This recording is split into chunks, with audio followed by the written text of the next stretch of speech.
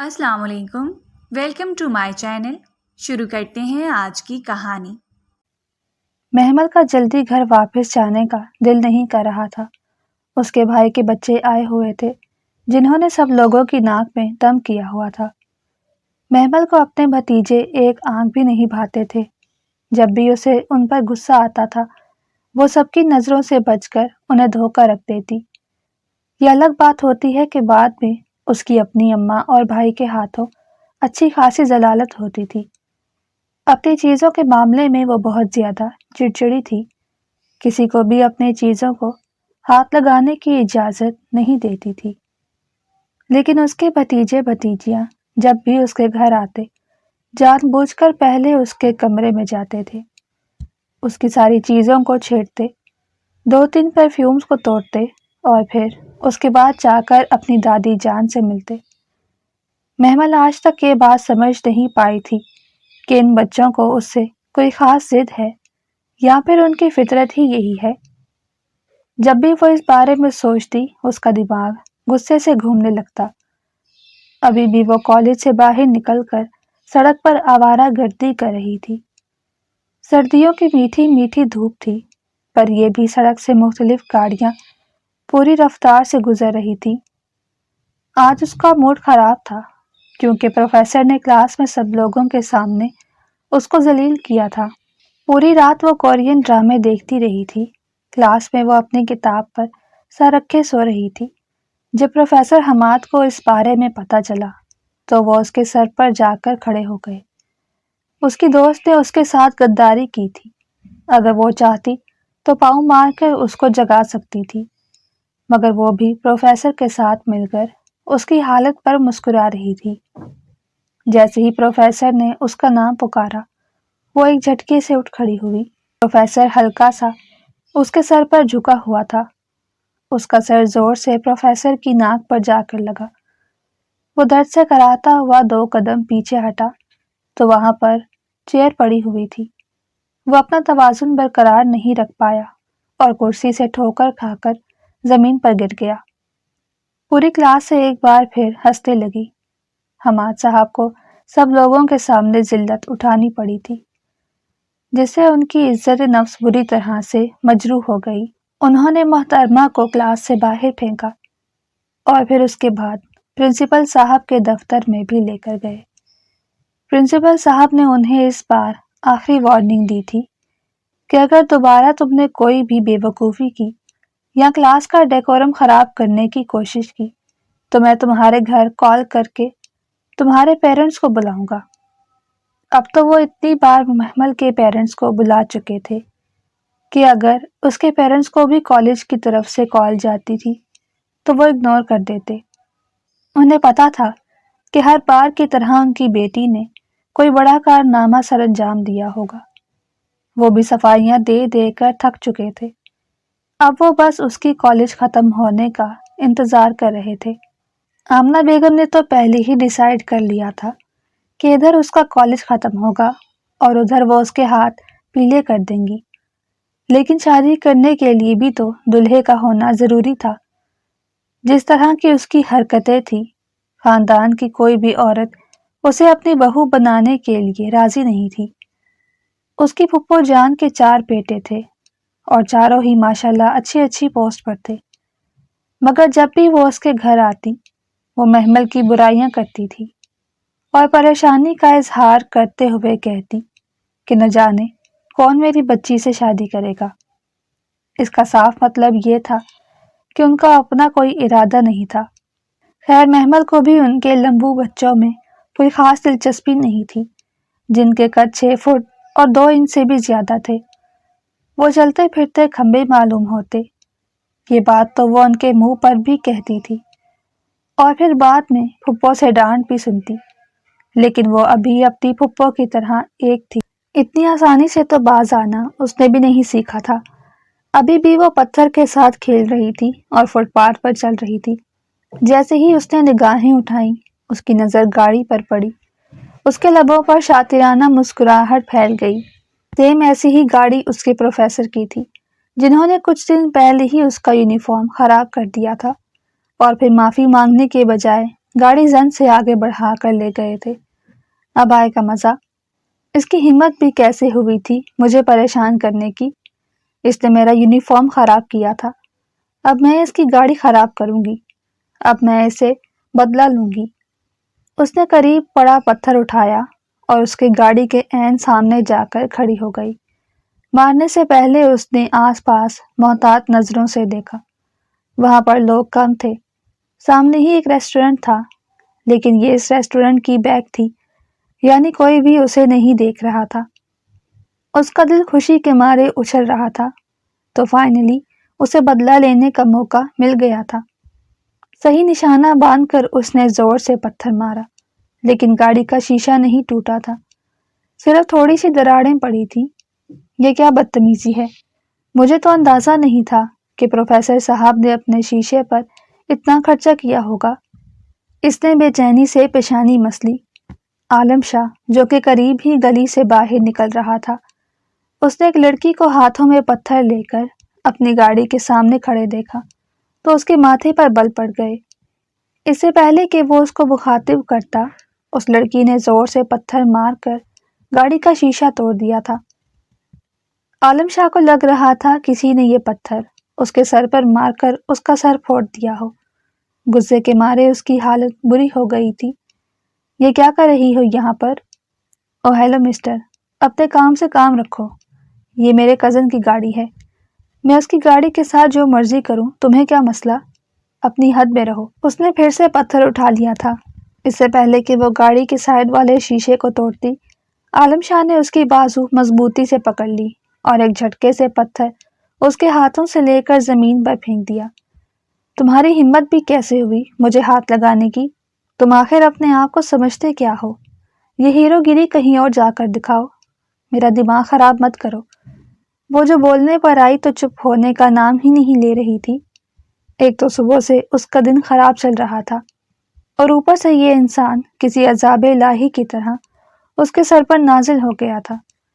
یہ گاڑی میری ہے، عالم شاہ نے دانت کچکچاتے ہوئے کہا، اور یہ ایک سرکاری گاڑی ہے، اور میں ایک پولیس آفیسر ہوں۔ جب محترمہ کی نظر نمبر پلیٹ پر پڑی تو اس نے بے ساختہ خوف سے تھوک نکلا، اور مجھے لگتا ہے کہ مجھے غلط فہمی ہو گئی ہے، مجھے اب یہاں سے چلنا چاہیے۔ اس سے پہلے کہ وہ آگے کی طرف بڑھتی، عالم شاہ نے اس کا بیگ پکڑ کر پیچھے کی طرف پھر سے کھینچ لیا۔ کہاں پر جا رہی ہو؟ نقصان پورا کرو۔ جب تک تم نقصان نہیں پورا کرو گی، میں تمہیں یہاں سے ایک انچ بھی ہلنے کی اجازت نہیں دوں گا۔ آپ میرے ساتھ زور زبردستی نہیں کر سکتے۔ تھوڑی دیر پہلے آپ نے میری اجازت کے بغیر مجھے ہاتھ لگایا تھا، جس کا صاف مطلب یہ تھا کہ آپ میرے قریب آنے کی کوشش کر رہے تھے۔ ایک معصوم لڑکی کو دیکھ کر آپ اس کو پریشان کرنے کی۔ محمل کی باقی کی باتیں منہ میں ہی رہ گئی جب محترم نے اس کے سامنے ہتھ کھڑی لہرائی۔ یا تو پیسے ادا کرو یا پھر میرے ساتھ جیل چلو۔ دیکھیں پولیس انکل، اپنے لیے انکل کا لقب سن کر عالم شاہ کا دل کیا تھا کہ اس کا سر زور سے دیوار کے ساتھ مار دے، جو کالج کے یونیفارم میں تھی اور 18-19 سال کی معلوم ہو رہی تھی۔ عالم کی عمر ابھی 26 سال تھی، صرف 7 سال کا ہی تو ڈفرنس تھا، اور محترمہ نے اس کو انکل بنا لیا تھا۔ میں تمہیں کس اینگل سے انکل لگ رہا ہوں؟ آئی ایم ریئلی سوری اگر آپ کو میری یہ بات بری لگی ہو۔ آپ انکل نہیں بلکہ آپ تو دنیا کے سب سے ہینڈسم انسان ہیں۔ براق سیلک کو بھی آپ نے پیچھے چھوڑ دیا۔ اب یہ براق کون ہے؟ یہ میرا پسندیدہ ترکش ہیرو ہے، تمہاری طرح ہی کوئی نمونہ ہوگا۔ میرا ٹائم ضائع مت کرو اور جلدی سے مجھے پیسے دو، یا پھر میرے ساتھ چلنے کے لیے تیار ہو جاؤ۔ ایک تو آپ ہر بات کو سیریس لے لیتے ہیں، تھوڑا سا صبر کر جائیں، میں آپ کو پیسے دیتی ہوں۔ اتنی جلدی کس چیز کی ہے؟ اس نے اپنا موبائل نکالا، اپنا اکاؤنٹ نمبر بتائیں۔ بہت ہی سنجیدگی سے اس نے عالم شاہ کی طرف دیکھتے ہوئے سوال کیا۔ مجھے اکاؤنٹ میں نہیں بلکہ مجھے کیش چاہیے۔ اچھا ٹھیک ہے، مجھے بتائیں کہ کتنے پیسے بنتے ہیں۔ چونکہ تم ایک اسٹوڈنٹ ہو، اسی وجہ سے میں تمہیں ڈسکاؤنٹ دے رہا ہوں۔ 10,000 میرے اکاؤنٹ میں ٹرانسفر کر دو، باقی جتنا بھی خرچہ ہوا وہ میں خود اٹھا لوں گا۔ اس نے سنجیدگی سے اس کی آنکھوں میں دیکھتے ہوئے کہا۔ 10,000؟ اس کی جیب میں تو 10 روپے بھی نہیں تھے اور اپنا والٹ بھی صبح سویرے گھر بھول آئی تھی۔ اسی وجہ سے وہ بھی پیدل ہی گھر جا رہی تھی، اور جہاں تک گاڑی کا سوال تھا تو وہ بھائی اپنی فیملی کو گھمانے کے لیے باہر لے کر گیا تھا۔ اس کی اماں نے صبح ہی اسے ہدایت کر دی تھی کہ واپسی پر جلدی بس پکڑ لینا، کیونکہ اگلی بس کافی لیٹ آتی ہے، تمہیں وہاں پر انتظار کرتے کرتے شام ہو جائے گی۔ محمل نے اپنی گھڑی پر ایک نظر ڈالی۔ بس کے آنے کا تو وقت ہو گیا تھا، مگر یہ انسان اس کا پیچھا نہیں چھوڑ رہا تھا۔ ATM یہاں سے تھوڑے ہی فاصلے پر ہے، آپ میرے ساتھ چلیں۔ میں اس گاڑی کو یہاں پر یوں اس طرح سے چھوڑ کر نہیں جا سکتا، کیونکہ تم نے اس کا شیشہ توڑ دیا ہے، اس لیے اس کا لاک کھولنا بہت آسان ہو گیا ہوگا۔ میرے ساتھ گاڑی میں ہی بیٹھو۔ وہ گاڑی کا لاک کھولنے لگا تھا، جب اس نے پلٹ کر دیکھا تو وہ لڑکی کہیں بھی موجود نہیں تھی۔ نہ جانے اسے زمین کھا گئی تھی یا آسمان نکل گیا۔ وہ یوں وہاں سے غائب ہو گئی تھی جیسے گائے کے سر کے اوپر سے زین۔ عالم شاہ کو زندگی میں پہلی بار کسی نے بے وقوف بنایا تھا، اور یہ خیال آتے ہی اس کا خون غصے سے کھولنے لگا۔ وہ اپنے ڈپارٹمنٹ کا سب سے قابل ذمہ دار پولیس آفیسر تھا، جس کو بے وقوف بنانا مشکل ہی نہیں ناممکن تھا، اور وہ لڑکی فوراً ہی اس کی آنکھوں میں دھول جھونک کر وہاں سے غائب ہو گئی تھی۔ اس کو تو میں ایسی جگہ پر پہنچاؤں گا جہاں سے یہ چاہ کر بھی باہر نہیں نکل پائے گی۔ اس کا جیل جانا کنفرم ہو گیا ہے۔ اس نے اپنی گاڑی کا لاک کھولا۔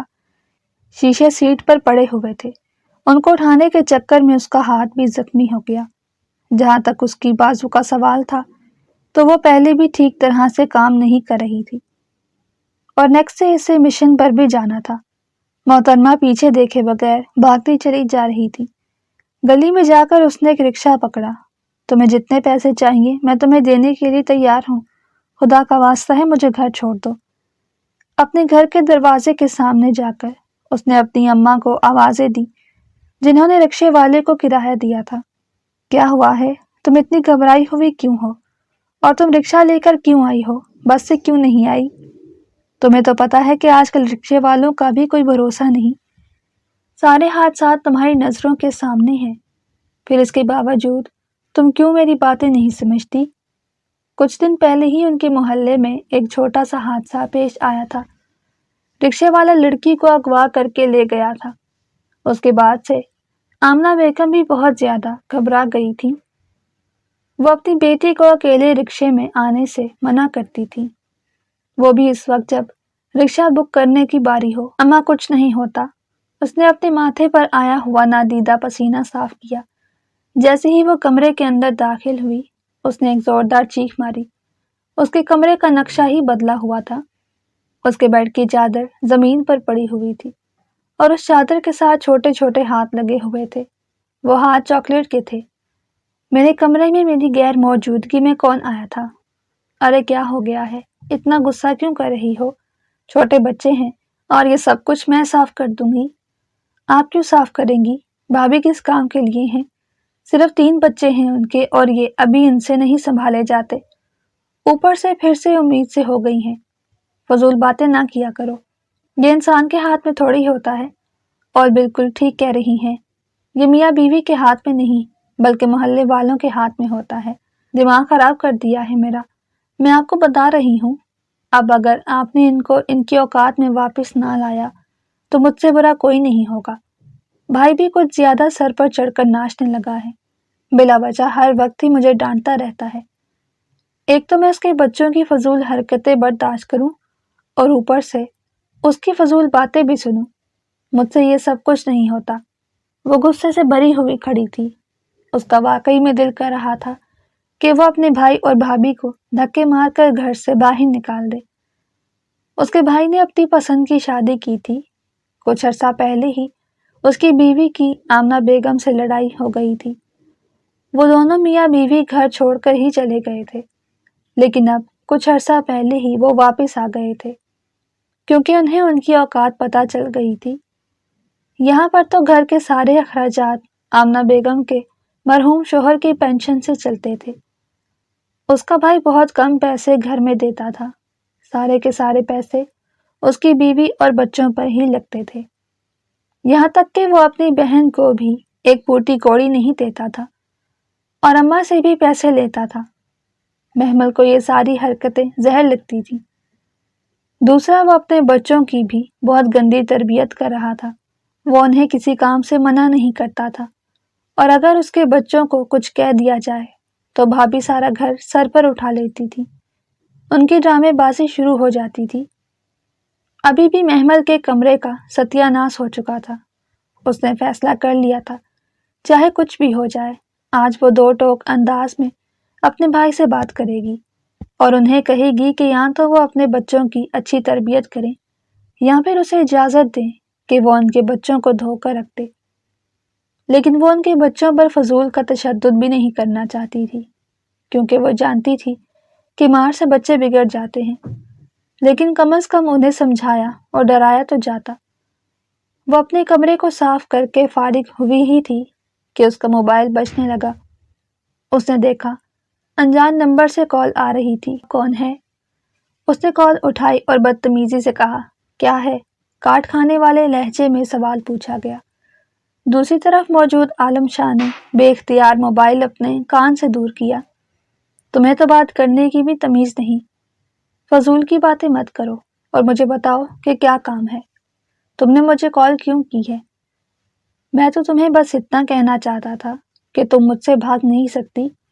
جب تک تم میرے پیسے ادا نہیں کرتی تب تک میں بھی تمہارا پیچھا نہیں چھوڑتا، اور اگر اگلے 1 گھنٹے کے اندر اندر تم نے میرے اکاؤنٹ میں پیسے ٹرانسفر نہ کیے تو میں…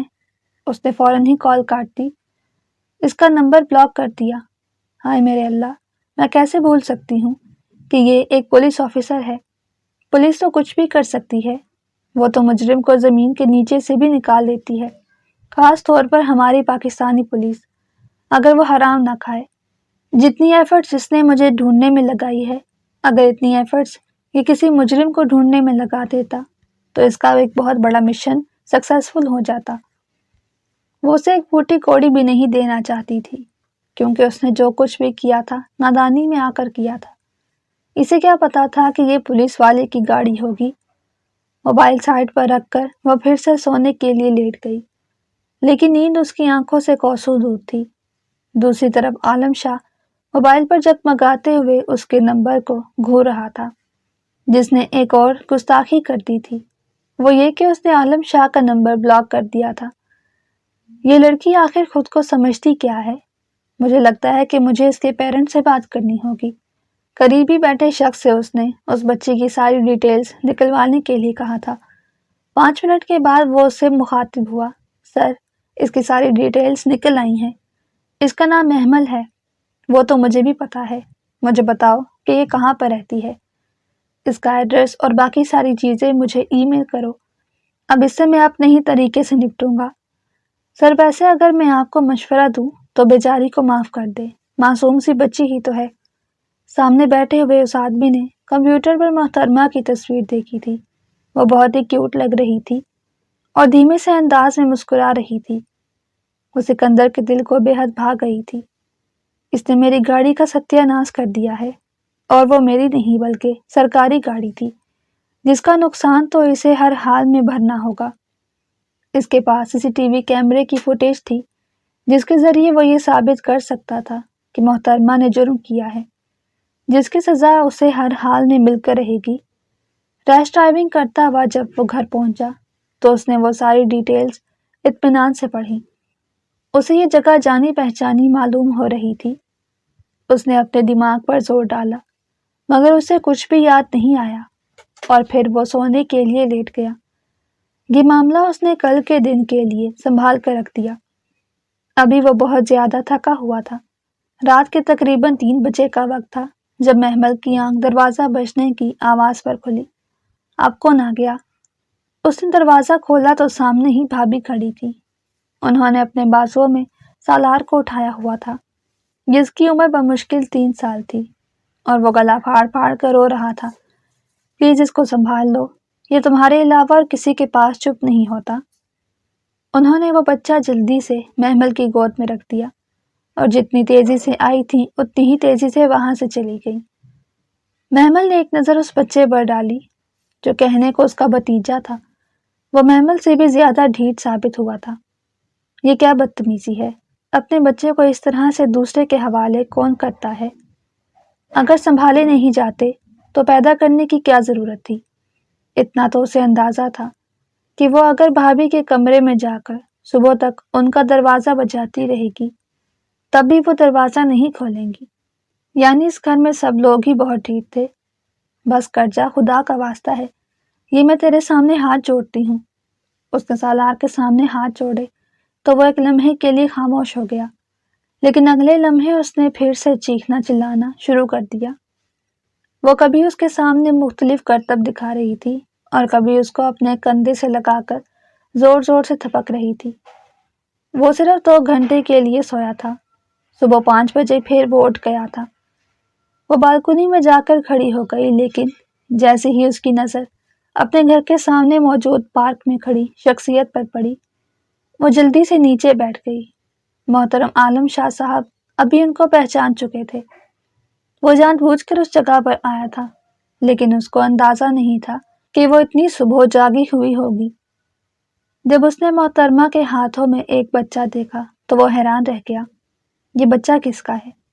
مگر اس کی ڈیٹیلز میں یہ تو نہیں لکھا ہوا تھا کہ یہ شادی شدہ ہے۔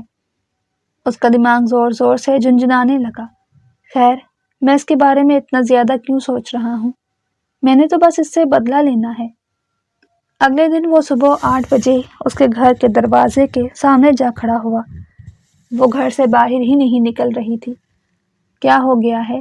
کالج کے لیے تیار ہو گئی ہو لیکن جا کیوں نہیں رہی؟ بس تمہارا انتظار کرتے کرتے نکل گئی، اور اب گلی میں کوئی رکشہ بھی نہیں کھڑا۔ تمہارے بھائی کو بھی آج چھٹی ہے۔ مجھے نہیں جانا، مجھے آج آف کرنا ہے۔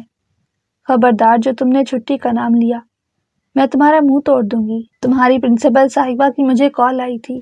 تمہارے امپورٹنٹ ٹیسٹ شروع ہو گئے ہیں، تم ایک بھی ٹیسٹ مس نہیں کر سکتی۔ آمنہ بیگم نے اس کے کان پکڑتے ہوئے غصے سے کہا۔ بھابھی آج اس پر تھوڑی سی مہربان ہو گئی تھی، کیونکہ وہ اس کے سب سے چھوٹے بچے کو سنبھالنے لگی تھی۔ یہ الگ بات تھی کہ اس بچے کو سنبھالتے سنبھالتے اس کی اپنی جان ہلکان ہو جاتی۔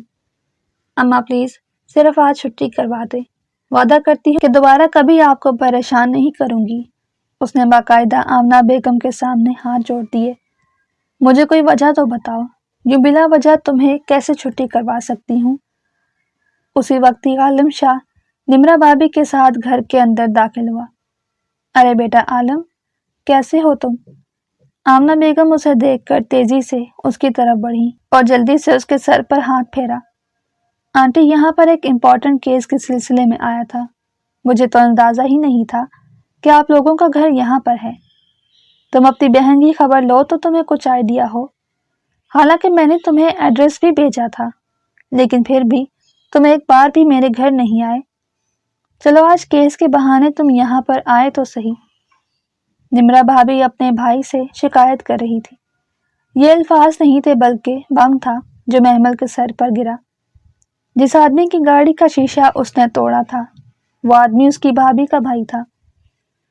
چونکہ اس کے بھائی نے اپنی پسند کی شادی کی تھی اور سب لوگوں سے چھپ کر کی تھی، اسی وجہ سے وہ کبھی بھی اپنے بھائی کے سسرال سے نہیں مل پائی تھی۔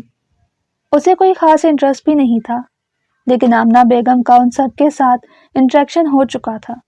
وہ کئی بار نمرا بھابھی کے گھر ہونے والی شادیوں میں بھی جاتی تھی۔ محمل ہر بار ہی انکار کر دیتی۔ اسے اپنا کمرہ، اپنے ناولز اور اپنے کورین ڈرامے بہت پسند تھے۔ وہ ان پر کمپرومائز نہیں کر سکتی تھی۔ کیسی ہیں آپ محترمہ؟ اچانک ہی اس نے محمل کو مخاطب کیا تو وہ آنکھیں پھیلا کر اس کے چہرے کو گھورنے لگی۔ اس کے تو وہم و گمان میں بھی نہیں تھا کہ وہ اس سے شناسائی کا اظہار کر دے گا۔ کیا تم لوگ ایک دوسرے کو جانتے ہو؟ آمنہ بیگم کو خوشگوار سی حیرت ہوئی۔ دوسری طرف نمرا بھابھی کا منہ بن گیا۔ جی، ہم دونوں کی پہلی ملاقات ہو چکی ہے، لیکن وہ ملاقات خوشگوار قسم کی نہیں تھی۔ میں بہت پریشان تھا، کسی نے میری گاڑی کا شیشہ توڑ دیا تھا۔ انہوں نے مجھے تسلی دی تھی اور مجھے اس شخص کے بارے میں بتایا تھا۔ میں اس شخص کو پکڑنے میں تو کامیاب ہو گیا ہوں، مگر میں اس کو سزا نہیں دے پا رہا۔ क्योंकि वो मेरा अपना ही रिश्तेदार निकल आया है। अब मजबूरन मुझे उसको माफ़ कर देना होगा। अरे कोई ज़रूरत नहीं है माफ़ करने की, रिश्तेदार है तो क्या हुआ। मैं कहती हूँ उसके हाथों में हथकड़ियाँ पहनाकर उसे पुलिस स्टेशन लेकर जाओ, तभी ऐसे लोगों का दिमाग ठिकाने पर आता है, वरना ये लोग सर पर चढ़कर नाचने लगते हैं। आमना बेगम जज्बाती होकर कह रही थी। उसने बेख्तियार अपनी माँ के कंधे पर हाथ रखा। क्या हो गया है अम्मी? महमल ने मिनमिनाते हुए कहा। अरे मैं ठीक ही तो कह रही हूँ। खैर तुम इन बातों को छोड़ो और अंदर चलो, मैं तुम्हारे लिए अपने हाथों से गर्मा गर्म आलू के पराठे बनाती हूँ। आमना बेगम तो उसके सामने बिछी चली जा रही थी और ये बात महमल को इंतहाई नागवार गुजर रही थी। नहीं आंटी, आपका बहुत बहुत शुक्रिया, मुझे वापस जाना है। चलो ठीक है बेटा, अपना बहुत ख्याल रखना और किसी दिन वक्त निकाल कर यहाँ पर ज़रूर आना, मैं तुम्हारा इंतज़ार करूँगी। आमना बेगम ने उसके कंधे पर हाथ फेरा। उसने 2 कदम ही बढ़ाए थे कि महमल की रोती हुई आवाज़ उसके कानों में पड़ी। अम्मी मुझे कॉलेज नहीं जाना, वैसे भी बस चली गई है। वो उसी जगह पर ही रुक गया। उसके लबों पर शरारती मुस्कुराहट फैल गई। अगर आप कहें तो मैं आपको कॉलेज ड्रॉप कर देता हूँ, मुझे भी उसी रास्ते पर ही जाना है। अरे ये तो बहुत ही अच्छी बात है, तुम्हें कैसे पता कि इसका कॉलेज कौन सा है? निम्रा को जो बात काफ़ी देर से तंग कर रही थी वो उसकी ज़बान पर आ गई। असल में उस दिन मेरी गाड़ी इनके कॉलेज के बाहर ही खड़ी थी, वहीं पर ही हम लोगों का टाकरा हुआ था। बेटा इससे ज़्यादा खुशी की और कोई बात नहीं है। वैसे भी मैं पहले भी इस लड़की की वजह से बहुत ज़्यादा शर्मिंदा हो गई हूँ। अगर ये अभी कॉलेज ना गई तो मुझे डर है कहीं प्रिंसिपल इसका दाखिला भेजने से इनकार ना कर दे। तुम इसे अपने साथ ले जाओ। वो फ्रंट सीट पर खामोशी से मुंह फुलाकर बैठ गई और खिड़की से बाहर देखने लगी। वैसे तुम्हें मेरा शुक्रगुजार होना चाहिए, मैंने तुम्हारी इस हरकत के बारे में किसी को भी नहीं बताया। सोचो अगर मैं बता देता तो तुम्हारी माँ तुम्हारा क्या हशर करती। जिस तरह से वो तुम्हारे बारे में बात कर रही थी, साफ जाहिर हो रहा था कि वो खुद तुमसे बहुत तंग है। ऐसी कोई बात नहीं है, आपको गलतफहमी हुई है। मेरी माँ मुझसे बहुत मोहब्बत करती हैं। मैंने ये तो नहीं कहा कि वो तुमसे नफरत करती हैं। मैं बस ये कह रहा हूँ कि वो तुम्हारी हरकतों से आजिज आ गई हैं। आपको इस चीज़ की टेंशन लेने की ज़रूरत नहीं। तुम पर अभी भी मेरा उधार बाकी है और अगर तुम चाहती हो कि मैं तुम्हारे घर वालों को तुम्हारी उस बेवकूफ़ी के बारे में ना बताऊं, तो तुम्हें खामोशी से मेरी बात माननी होगी। क्या मतलब है आपका? कौन सी बात? मैं आपकी कोई बात नहीं मानूंगी। अगर तो आप मुझसे कोई गलत काम करवाने का इरादा रखते हैं तो मैं पहले ही आपको बता रही हूँ, मैं ज्यादती के खिलाफ आवाज़ उठाऊंगी। मैं आपको हरगिज़ इजाज़त नहीं दूंगी कि आप मुझ पर जुल्म करें। बस कर जाओ, ये ड्रामेबाजी किसी और के सामने जाकर करना, यहाँ पर तकरीर नहीं हो रही। वो उसको आंखें दिखाते हुए बोला। मैं एक बहुत ही इम्पोर्टेंट मिशन पर हूँ, उस मिशन पर मुझे तुम्हारी भी ज़रूरत पड़ेगी। क्या मतलब है आपका? कहीं ऐसा तो नहीं कि आप मुझे जान से मारना चाहते हैं और बहाना मिशन का लगा रही हैं?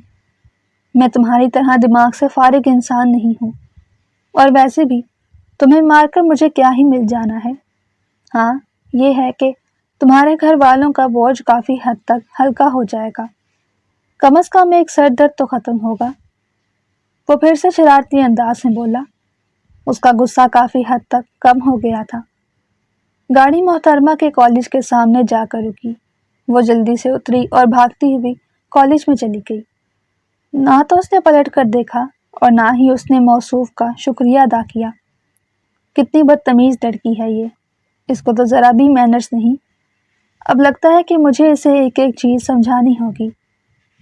आलम शाह ने अपना सर झटका और दोबारा से गाड़ी आगे की तरफ बढ़ा दी। उसे जल्द अज जल्द अपने ऑफिस पहुंचना था। दूसरी तरफ कॉलेज में रूम की खिड़की से महमल की सहेलियों ने उसे एक हैंडसम अजनबी के साथ आते हुए देख लिया था। जैसे ही वो क्लासरूम के अंदर दाखिल हुई, वो लड़कियां जमघट्टा बनाकर उसके इर्द गिर्द खड़ी हो गई। यार वह हैंडसम लड़का कौन था? कहीं वो तुम्हारा मंगेतर तो नहीं? तुम तो बड़ी छुपी रुस्तम निकली। منگنی کروا لی اور ہمیں بتایا بھی نہیں۔ ہر لڑکی اپنے اپنے حساب سے خیالات کا اظہار کر رہی تھی۔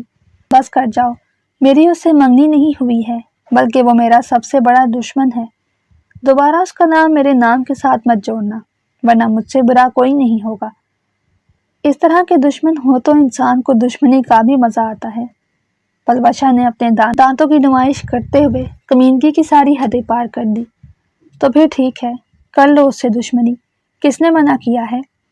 دشمنی کے لیے جان پہچان ہونا بھی تو ضروری ہے۔ یہ سن کر اس کے دماغ میں آئیڈیا آیا۔ محمل کے لبوں پر شرارتی سی مسکراہٹ پھیل گئی۔ تو پھر ٹھیک ہے، ہم تمہاری اس سے بات بھی کروا دیتے ہیں۔ آج بریک ٹائم مل کر اس انسان کو تنگ کرتے ہیں۔ وہ جس کا بھی ہو گیا اسی کو ہی مبارک۔ مجھے ویسے بھی اسے اپنے ساتھ لے کر نہیں چلنا۔ اسے لاپرواہی سے اپنے بال ہوا میں جھٹکے۔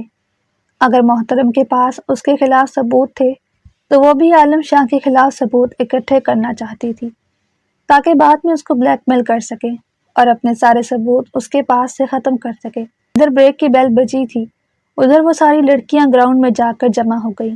وہ 5 لڑکیوں کا ایک ٹولہ تھا۔ محمل نے نمبر بتایا جو پلوشا نے جلدی سے نوٹ کر لیا۔ اب کیا میں اس کو کال کروں؟ نہیں، گھنٹہ بیٹھ کر اس نمبر کا دیدار کرو، اس سے باتیں کرو، اور پھر اگر یہ تمہیں اجازت دے تو پھر اسے کال کر لینا۔ اسے جلے ہوئے انداز میں جواب دیا۔ یار وہ اتنا ہینڈسم شخص ہے، میں تو کنفیوز ہو گئی ہوں۔ یار میری آواز بری تو نہیں لگ رہی؟ اس طرح سے نخرے نہ دکھاؤ ورنہ میں تمہارا منہ توڑ ڈالوں گی۔ اس نے انگلی اٹھا کر دھمکی آمیز انداز میں کہا تو پلوشا اپنا سا منہ لے کر بیٹھ گئی۔ ہمت کرتے ہوئے اس نے نمبر ڈائل کیا اور دوسری طرف سے جب عالم شاہ کی بھاری مردانہ آواز گونجی تو پلوشا نے ڈرامائی انداز میں اپنے سینے پر ہاتھ رکھ دیا۔ ہیلو کہہ کر وہ بالکل چپ ہی کر گئی۔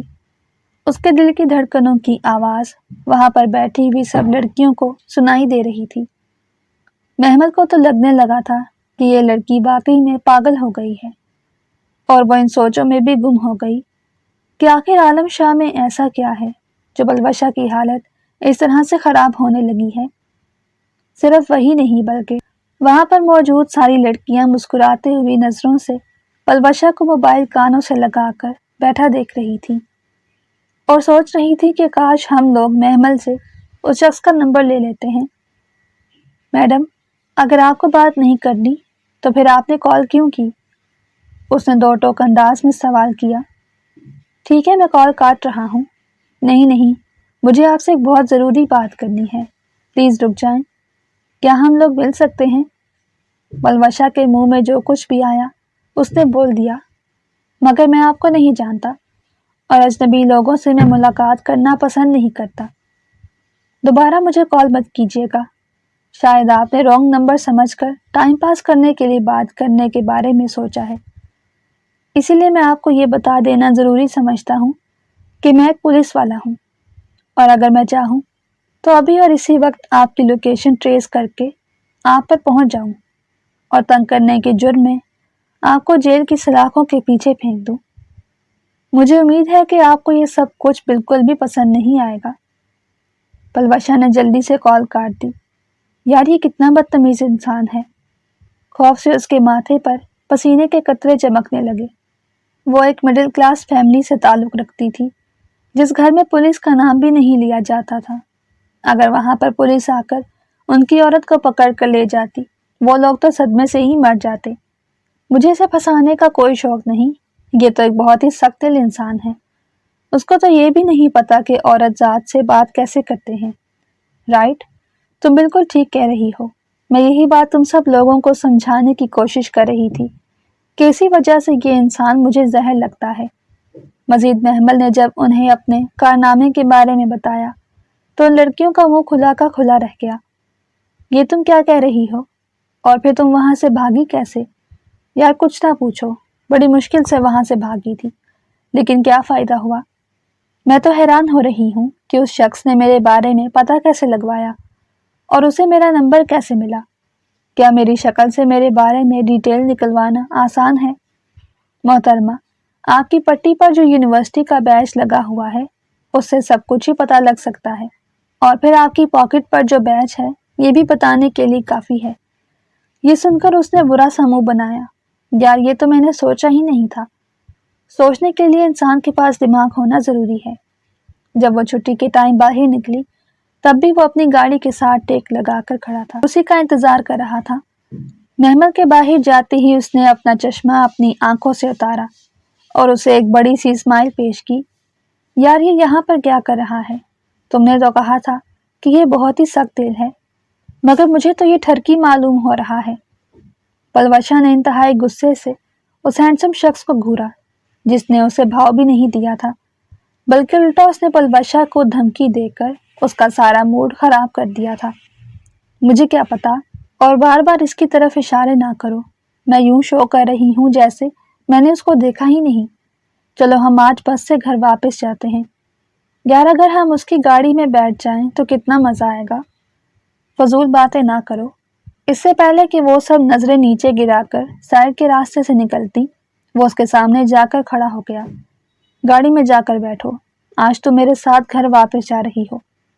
میں آپ کے ساتھ نہیں جاؤں گی۔ محمل نے ہمت کرتے ہوئے انکار کر دیا۔ کیا وہ آپ کی گاڑی ہے؟ فرحین جو کہ گاڑیوں کے پیچھے دیوانی تھی، اپنے سامنے بڑی سی کالے رنگ کی گاڑی دیکھ کر اس کی رال ٹپکنے لگی۔ آج وہ اگر گاڑی میں بیٹھ جاتی تو اس کے پاس اسٹریک بنانے کا بھی بہترین موقع تھا۔ وہ اپنے دوستوں کو اسٹریک بھیج کر ان کے سامنے فلیکس مار سکتی تھی۔ ویسے بھی آج کل اس کے پاس اسنیپ چیٹ پر بہت امیر قسم کے لڑکے ایڈ ہوئے تھے، ان کو بھی تو امپریس کرنا ضروری تھا۔ جی محترمہ، وہ میری ہی گاڑی ہے، اور اگر آپ کہیں تو میں آپ کو اپنی گاڑی میں آپ کے گھر پر ڈراپ کر سکتا ہوں، لیکن اس کے لیے آپ کو محترمہ محمل صاحبہ سے اجازت لینی ہوگی۔ اسے کیا مسئلہ ہو سکتا ہے؟ یہ تو میرے بچپن کی سہیلی ہے۔ چلو محمل۔ فرحین نے اس کا بازو پکڑا اور اس کو کھینچتی ہوئی اس کے دشمن کی گاڑی کی طرف لے کر بڑھ گئی۔ محمل اپنا بازو چھڑوانے کی کوششوں میں ہلکان ہو رہی تھی، مگر فرحین کی گرفت بہت مضبوط تھی۔ فرحین اس کی بچپن کی سہیلی تھی، لیکن کچھ عرصہ پہلے ہی وہ محمل کے علاقے سے شفٹ ہو گئی تھی، لیکن کالج میں ان کی روز ملاقات ہو جاتی تھی۔ میں تمہارا خون پی جاؤں گی۔ فرحین خود پیچھے جا کر بیٹھ گئی اور اسے آگے کی طرف دھکیل دیا۔ اس نے جلدی جلدی فرحین کو اس کے گھر کے سامنے ڈراپ کیا تھا۔ اس کے بعد اس نے گاڑی کی سپیڈ کافی آہستہ کر دی۔ کیا ہم کچھوے کے ساتھ ریس لگا رہے ہیں؟ محمل نے دان کچکچاتے ہوئے کہا۔ شاید یہی بات ہے، مجھے ٹھیک طرح سے پتہ نہیں ہے۔ اس نے لاپرواہی سے کندھے اچکاتے ہوئے جواب دیا۔ وہ اس کی کسی بات کو بھی سیریس نہیں لے رہا تھا۔ ابھی تک میرا بدلہ پورا نہیں ہوا، وہ شرارتی انداز میں اس کی آنکھوں میں جھانکتے ہوئے بولا۔ آپ اپنا بدلہ پورا کر چکے ہیں۔ آپ نے مجھے دھمکی دی اور مجھے ٹینشن دی ہے، اور یہ ٹینشن گاڑی کا شیشہ ٹوٹنے سے کہیں زیادہ بڑھ کر ہے۔ ابھی تو میں نے آپ کو کچھ کہا بھی نہیں، ابھی تو آپ نے میری مدد کرنی ہے۔ میں نے سنا ہے کہ تم اسکیچ بنانے میں بہت ماہر ہو۔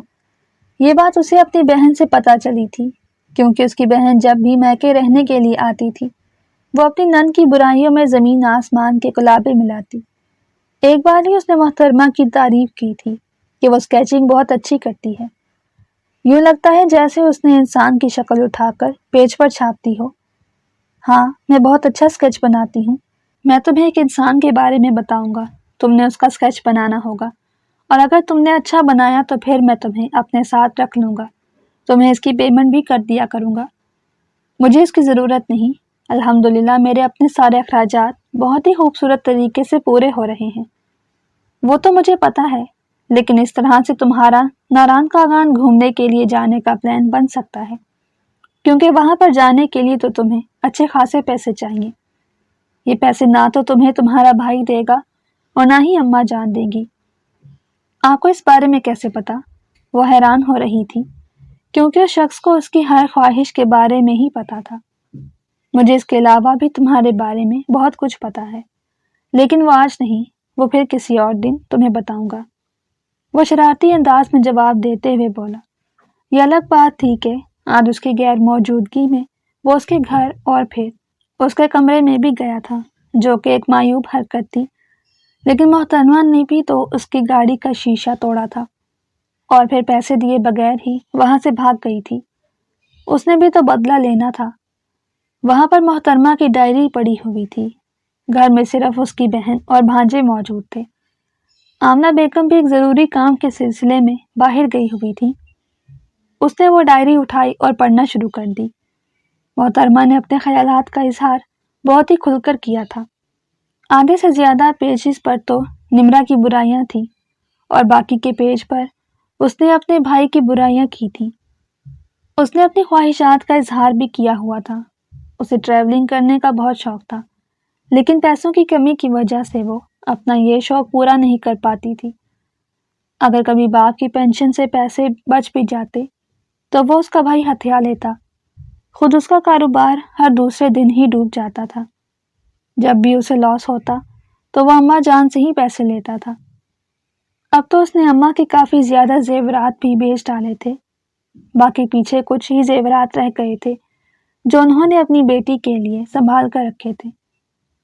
انہوں نے فیصلہ کیا تھا کہ یہ زیور اب وہ محمل کو اس کے جہیز میں دیں گی۔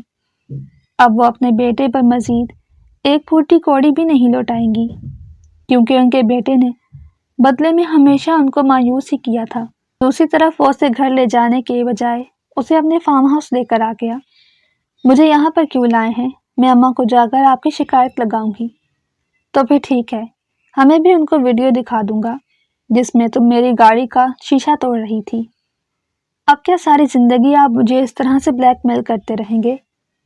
وہ آنکھوں میں آنسو لے کر بے یقینی سے اس کی طرف دیکھتے ہوئے بولی، دیکھو، میرا مقصد تمہیں ڈسٹرب کرنا نہیں ہے۔ مجھے تمہاری مدد کی ضرورت ہے اور میں واقعی میں سیریس انداز میں تم سے تمہاری مدد مانگ رہا ہوں۔ یہ مشن بہت ہی امپورٹنٹ ہے اور اس سلسلے میں کسی پر بھی اعتبار نہیں کر سکتا، اور جن لوگوں کے خلاف میں یہ مشن کر رہا ہوں ان کو بھی پتا ہے کہ میں نے ان کے خاص آدمی کے چہرے کو دیکھ لیا ہے، اس لیے میں کسی آرٹسٹ کو ڈھونڈنے کی کوشش کروں گا۔ پھر تو انہوں نے آپ پر نظر رکھی ہوئی ہوگی، اور جب انہیں پتہ چلے گا کہ آپ میرے ساتھ گھوم رہے ہیں تو وہ مجھے بھی نقصان پہنچانے کی کوشش کریں گے۔ یہ سن کر وہ پھیکے سے انداز میں مسکرا دیا۔ فکر مت کرو، جب تک میں تمہارے ساتھ ہوں تمہیں کچھ بھی نہیں ہو سکتا۔ میں تمہیں تمہاری سیفٹی کی گارنٹی دیتا ہوں۔ خیر، اب یہ ساری باتیں چھوڑو اور کام شروع کرو۔ جیسے جیسے وہ اسے بتاتا گیا ویسے ہی وہ تصویر بناتی چلی گئی، اور پھر آخر میں ایک پوری تصویر ان دونوں کے سامنے موجود تھی۔ کیا یہی ہے؟ اس نے بیزاریت سے عالم شاہ کے چہرے کی طرف دیکھتے ہوئے سوال کیا۔ وہ بالکل ایسا ہی تھا، ہاں، کوئی بھی فرق نہیں ہے، وہ پرجوش انداز سے بولا۔ تم تو واقعی میں کمال کی بندی ہو، میں تو تمہیں یوں ہی فضول اور بیکار سمجھتا تھا۔ سچ کہا ہے کسی نے، کسی کی بھی کتاب کو اس کے کور سے نہیں جانچتے۔ اس کے بعد اس نے اپنی جیب سے والیٹ نکالا اور 5,000 کے 3 نوٹ محترمہ کے ہاتھ میں رکھ دیے۔ یہ بہت زیادہ ہیں، میں یہ سارے نہیں رکھ سکتی، اس میں سے آپ 10,000 واپس لے لیں، اور اپنی گاڑی کا نقصان وہ تو ویسے بھی پورا ہو گیا ہے۔ اس نے گہری نظروں سے اسے گھورتے ہوئے کہا۔ کیا مطلب؟ میں سمجھی نہیں۔ بہت جلد تمہیں مطلب سمجھ آ جائے گا۔ آپ اپنی بہن سے بالکل مختلف ہیں، وہ اس وجہ سے کیونکہ میں اس کا سگا بھائی نہیں ہوں۔ یہ ایک اور راز تھا جو محمل پر کھلا۔ وہ اس کا سوتیلا بھائی تھا، یعنی اس کے بابا نے 2 شادیاں کی تھیں، پہلی شادی اس کی ماں سے اور دوسری شادی محمل کی بھابھی کی ماں سے۔ ان لوگوں کی عادتیں، شکلیں، فطرت ایک دوسرے سے بالکل مختلف تھی۔ یہی تو وجہ تھی کہ محمل پہلے بھی اسے نہیں پہچان پائی تھی اور کافی دیر تک ان دونوں کا موازنہ بھی کرتی رہی، پھر بھی اس کے پلے کچھ نہیں پڑ رہا تھا۔ تنگ آ کر اس نے ساری چیزوں کو اپنے سر سے جھٹکنے کا فیصلہ کیا۔ اس کے بعد وہ اسے اس کے گھر چھوڑ آیا۔ اس دن جب وہ اپنی حویلی کے اندر داخل ہوئی وہ بہت زیادہ خوش تھی۔ رات کے وقت اس نے کھانا آرڈر کیا۔ جن بھتیجے بھتیجیوں کو وہ ہر وقت مارتی رہتی تھی انہی کے ساتھ بیٹھ کر اس نے پیٹ بھر کر کھانا کھایا، لیکن بھابھی کو پوچھنا ضروری نہیں سمجھا، کیونکہ جب بھی وہ کوئی چیز منگواتی تو اپنے کمرے میں لے جا کر چھپا دیتی۔ پیزا بچ گیا تھا، اس نے وہ فریج میں چھپا کر رکھ دیا۔ رات کے وقت وہ کچن میں بیٹھی پیزا سے انصاف کر رہی تھی جب جانی پہچانی مردانہ آواز سن کر اس نے بے ساختہ نگاہیں اٹھائیں۔ سامنے ہی عالم شاہ کھڑا تھا۔ رات کے اس وقت یہاں پر آپ کیا کر رہے ہیں؟ بس کسی کا دیدار کرنے کا دل کر رہا تھا تو چلا آیا، وہ جذبات سے چور لہجے میں بولا تو وہ سٹ پٹا کر رہ گئی۔ وہ کوئی چھوٹی بچی نہیں تھی جو اس کی باتوں کے مطلب کو نہ سمجھ سکتی، مگر وہ اتنی آسانی سے اس کے جھانسے میں بھی آنے والوں میں سے نہیں تھی۔ آپ میری اماں کو کچھ زیادہ ہی ہلکا لینے لگے ہیں۔ میری اماں اس معاملے میں بہت سخت ہیں۔ اگر انہوں نے رات کے اس پہر آپ کو یہاں پر دیکھ لیا تو مسئلہ ہو جائے گا۔ میں نمرا کا بھائی ہونے کے ساتھ ساتھ تمہاری اماں کا بیٹا بھی ہوں، یہ بات اپنے اس چھوٹے سے ذہن میں بٹھا لو۔ وہ کبھی بھی مجھ پر شک نہیں کریں گی اور نہ ہی مجھے اس گھر سے باہر نکالیں گی، اس بات کی گارنٹی بھی میں تمہیں دینے کے لیے تیار ہوں۔ جب اس کی نظر پیزا پر پڑی تو وہ دل فریب انداز میں مسکرا دیا۔ واو، تمہیں کیسے پتا چلا کہ مجھے بھوک لگ رہی ہے؟ یہ کہہ کر وہ پیزا اپنی طرف کھینچ کر کرسی پر ہی بیٹھ گیا۔ آج اس نے وہ اسکیچ اپنے سینئر آفیسر کے حوالے کر دیا تھا۔ ابھی تھوڑی دیر پہلے ہی وہ اس آدمی کو پکڑنے میں کامیاب ہو گئے تھے۔ مشن سکسیسفل ہونے کے فوراً بعد ہی وہ اس لڑکی سے ملنے کے لیے آ گیا تھا۔ جب سے اس نے اس لڑکی کو دیکھا تھا وہ اس کا دیوانہ ہو گیا تھا۔ محمل اس کو اپنے دل کے بے حد قریب معلوم ہوئی تھی۔ آج سے پہلے اس کی زندگی میں بہت سی عورتیں آئی تھیں، مگر محمل میں کچھ الگ تھا۔ سب سے پہلی بات تو یہ تھی کہ اس نے محترم کے ساتھ فلرٹ کرنے کی اور اس پر لائن مارنے کی کوشش نہیں کی تھی، جبکہ پہلے جتنی بھی لڑکیاں آتی تھیں ان کی یہی کوشش ہوتی کہ وہ کسی طرح سے اس شخص کو امپریس کر دے۔ وہ اپنے منہ ٹیڑھے میڑھے کر کے بات کرتی اور کبھی جان بوجھ کر اس کے سامنے کیوٹ بنتی، جبکہ محمل نے ایسا کچھ بھی نہیں کیا تھا، بلکہ وہ تو اپنی بے وقوفیوں کی وجہ سے اس کے دل کو بھا گئی تھی۔ اور پھر جب اس نے اس صبح محمل کو بکھرے سے حلیے میں اپنی بالکنی میں بچہ اٹھائے کھڑا دیکھا تو اس کا دل ایک عجیب سے انداز میں دھڑکا تھا۔ وہ لڑکی بہت ہی پیاری تھی، سادگی میں بھی غضب ڈھا رہی تھی۔ تبھی اس کے دل میں شدت سے یہ خواہش پیدا ہوئی تھی کہ وہ اس کے بچوں کو بھی اسی طرح سے ہی سنبھالے گی۔ وہ اس معصوم سے اب ہر حال میں شادی کرنا چاہتا تھا۔ آمنہ بیگم سے تو اس نے پہلے ہی اس بارے میں بات کر لی تھی اور اپنے گھر میں بھی بتا دیا تھا۔ نمرا کو جب پتہ چلا تو اس نے بہت زیادہ واویلا مچایا، مگر اس نے نمرا کی باتوں کو بھی نظر انداز کر دیا اور اس کو دو ٹوک انداز میں کہا کہ جب میں نے تمہارے معاملے میں کچھ نہیں کہا اور تمہیں سپورٹ کیا ہے تو تمہارا حق بنتا ہے کہ تم مجھے سپورٹ کرو، اور فکر مت کرو، ہمارے معاملات تم لوگوں کے معاملات سے بالکل الگ ہوں گے۔ نہ تو میں تمہاری وجہ سے اپنی بیوی کو تکلیف دوں گا اور نہ ہی میں چاہوں گا کہ تمہارا شوہر میری بیوی کی وجہ سے تمہیں تکلیف دے۔ ہم لوگوں کی زندگیاں ایک دوسرے سے بالکل الگ ہوں گی۔ ہم لوگوں کی زندگیوں کا ایک دوسرے پر کوئی بھی اثر نہیں پڑے گا۔ نمرا کو جس بات کا ڈر تھا اس نے وہ ڈر بھی دور کر دیا۔ رات بھر وہ پیزا کھانے کے بعد خاموشی سے وہاں سے چلا گیا۔